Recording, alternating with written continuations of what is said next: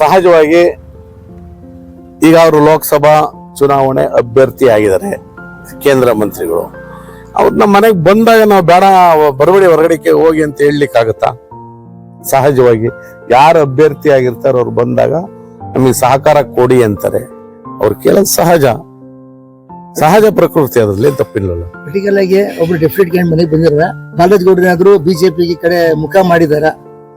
ಅದ್ರ ಬಗ್ಗೆ ಹಂಗೇನಾರ ನಾನು ತೀರ್ಮಾನ ಮಾಡಿದ್ರೆ ನಿಮ್ಮನ್ನೆಲ್ಲ ಕರೆದು ನಾನು ಅದಕ್ಕೆ ಸ್ಟೇಟ್ಮೆಂಟ್ ಕೊಡ್ತೀನಿ. ಈಗ ಅದ್ರ ಸದ್ಯಕ್ಕೆ ಅದ್ರ ಬಗ್ಗೆ ನಾನು ಏನು ಯೋಚನೆ ಮಾಡಿಲ್ಲ.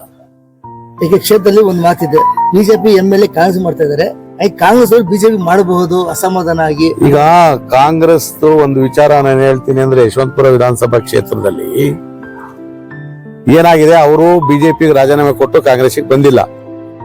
ಅದರಲ್ಲಿ ನಮ್ಮ ಕೆಲವು ಯಶವಂತಪುರ ಲೀಡರ್ಗಳು, ಮುಖಂಡರುಗಳು ಅವ್ರದೇ ಆದ ಕಾರ್ಯಕರ್ತರನ್ನ ಕಟ್ಟಿಕೊಂಡು ಕೆಲಸ ಮಾಡ್ತಾ ಇದಾರೆ, ನಮ್ಮನ್ನ ಯಾರಿಗೂ ಕರಿತಾ ಇಲ್ಲ, ಯಾರು ಮಾಡ್ತಾ ಇಲ್ಲ ಅಂತ ಕೆಲವು ಅಸಮಾಧಾನಗಳನ್ನ ನಮ್ಮ ಮುಖಂಡರುಗಳು ಹೇಳ್ತಾರೆ.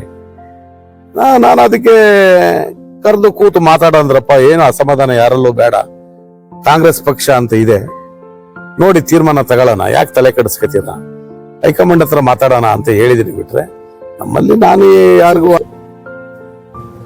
ಎಲ್ಲರೂ ಒಂದೊಂದರ ಹೇಳ್ತಾರೆ, ಹೇಳಿದ್ಕೆಲ್ಲ ಉತ್ತರ ಅವ್ರನ್ನೇ ಕೇಳ್ಬೇಕಾಗತ್ತೆ.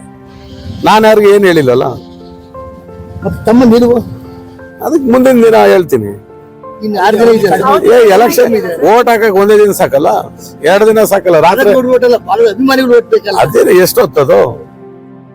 ರಾತ್ರಿ ಫೋನ್ ಮಾಡಿದ್ರೆ ಬೆಳಿಗ್ಗೆ ಓಟ್ ಹಾಕತ್ತೇನೆ, ಅದೇ ದೊಡ್ಡ ವಿಚಾರ ಅಲ್ವಲ್ಲ. ಈ ಮೊದ್ಲು ತರ ಏನು ಮನೆಗೆ ಹುಡುಕಿ ಹೋಗಿ ಹೇಳಂಗಿಲ್ವಲ್ಲ. ವಾಟ್ಸಪ್, ಫೇಸ್ಬುಕ್ ಮತ್ತೆ ಫೋನ್ಗಳು ಎಲ್ಲ ಬೇಕಾದಷ್ಟು ಒಬ್ರಿಗೆ ಹೇಳಿದ್ರೆ ಸಾಕು, ಅದು 100 ಜನ ಕೊಟ್ಟು ಹೋಗುತ್ತೆ. ಒಟ್ಟಲ್ಲಿ ತಮ್ಮ ಒಂದು ನಿರ್ಧಾರ ಶೀಘ್ರದಲ್ಲೇ ಪ್ರಕಟಣೆ ಮಾಡ್ತೀರಾ? ನೋಡು ಮುಂದಿನ ದಿನ ಏನ್ ತೀರ್ಮಾನ ಮಾಡ್ಬೇಕು ಅಂತ ಯೋಚನೆ ಮಾಡೋಣ.